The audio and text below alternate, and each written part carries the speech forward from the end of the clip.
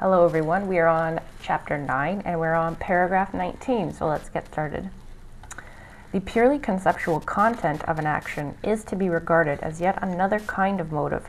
This content refers not to the particular action only, as with the mental picture of one's own pleasures, but to the derivation of an action from a system of moral principles.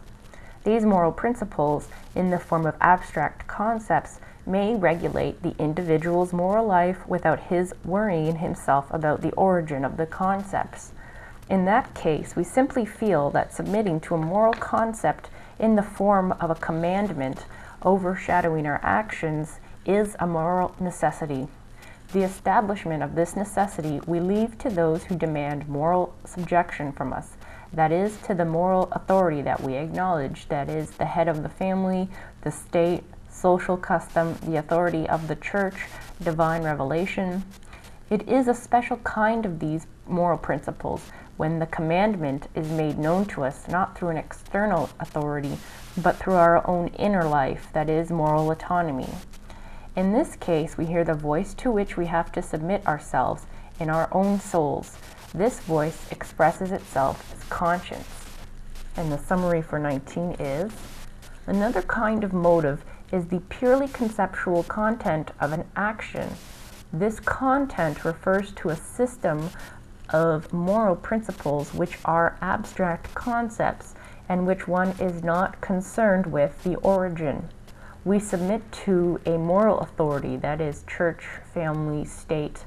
A special case is when we submit to our inner authority, which is known as moral autonomy. This is known as conscience. So this paragraph, he's pointing out how what is a motive is not just our mental pictures, but the conceptual content that we have of an action.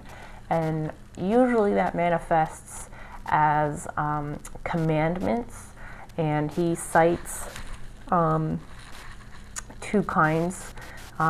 One is external authority, such as church, family, the government, I guess your workplace would be one, and then you also follow commandments from an inner authority, and that is known as our conscience.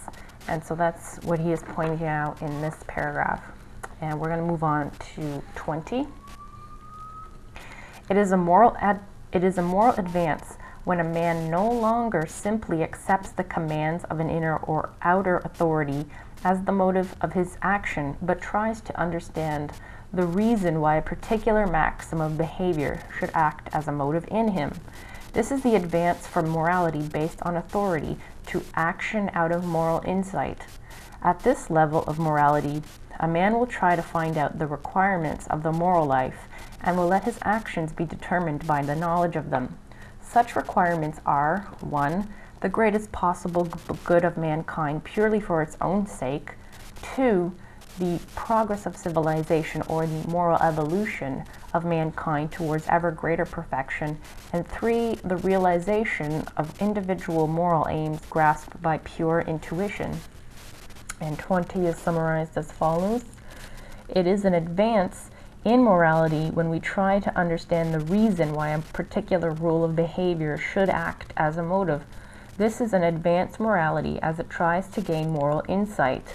At this level, a person will find the requirements of a moral life, that is, the motives, and they are: 1. The greatest possible good of mankind purely for its own sake; 2. The progress of civilization; and 3. The realization of individual moral aims grasped by pure intuitions. So with these three things that Steiner points out in this paragraph, he's classifying the different levels of a motive, and number 3 is the highest, and number 3 is pure intuition. So that's what those are all referring to. They're just motives, and he classifies as pure intuition as the highest. In this paragraph, he is pointing out that to just simply follow a commandment has been dictated to be good is not enough for morality. What is an advanced level of morality is when you start inquiring as to why you're doing this action, and he calls this gaining moral insight, because we're now examining why we're doing what we're doing. And I think we can all agree that that is a higher level of morality when we start analyzing what we do. And I could just think of a quote from a philosopher, I forget which one, but it's just basically, an unexamined life is not worth living. And that's sort of what this paragraph to me is talking about, is just we do need to examine our actions, and that is what is an advanced level of morality. When you look at what you're doing rather than just, following out commandments. I can think of an example of the workplace. The workplace tells you to be on time, do your work good or whatever, and they have all these rules. It's not good enough to just follow these rules. If you start understanding and thinking about these rules, why they are there, you're supposed to be on time because, it affects customers, or, there's all these other reasons for why you should be on time, or why your work should be of a good quality because it affects other people. Once you start looking at these rules, that is gaining moral insight. And as you can see, that's obviously a much more advanced level. So that's what he's talking about in that paragraph, but also talking about the different levels of motives people have, and just pointing out that your intuition is the highest motive. We're just going to go and finish up with paragraph 21.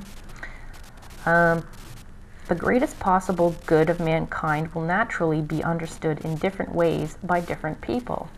This maxim refers not to any particular mental picture of this good, but to the fact that everyone who acknowledges this principle strives to do whatever, in his opinion, most promotes the good of mankind. And paragraph 21 is just basically talking about the first motive in paragraph 20, and that is summarized as 21 is summarized as follows. The principle, the greatest possible good of mankind, refers to the fact that everyone who acknowledges this principle strives to do in his own opinion what promotes the good of mankind. So everyone has their own idea of what is good for mankind.